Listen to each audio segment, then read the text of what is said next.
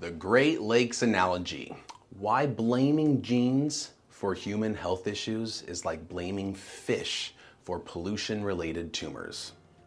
Now it sounds weird, let me explain. So we're gonna go over a cool analogy here.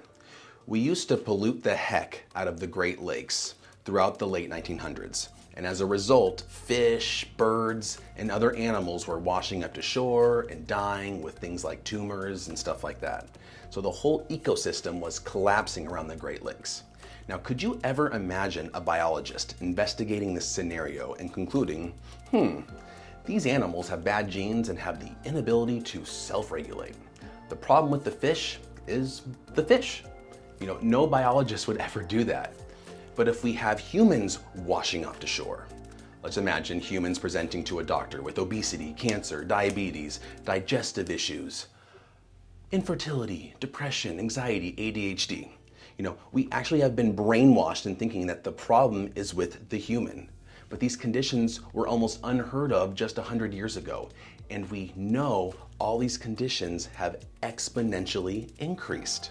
And their explanation is the genes just got worse over the last decade. That doesn't make any sense. Natural selection shows that the genes just get better. And so just like how when you had like that low-fat diet craze, everyone was going, I think it was the early 90s, low-fat, high-carb. That made a ton of people obese. And so it was that eating pattern that caused a ton of obesity, but still, they're blaming genes. And obesity, if someone has obesity, that's gonna lead to things like cancer, diabetes, heart disease, depression, etc.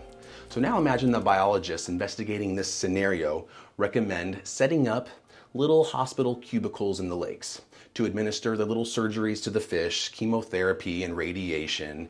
It is so absurd beyond belief that biologists would do that, because they wouldn't. But what we know is if you want to solve the problem of the dead animals, you must fix their environment, their habitat. And in this case, we need to stop polluting their environment, stop polluting the Great Lakes so the fish can thrive. And when you solve the environment and let them live in a way that's healthy, then they will express proper health and function. So for fish and animals, fixing the environment makes sense. But for some reason, guys, when it comes to humans, we have it backwards. They think that that's the last thing in their mind is to fix the human's lifestyle and environment. But instead, they're just gonna assume that you have an inability to regulate yourself. They're gonna wanna give you drugs and surgery. Makes no sense.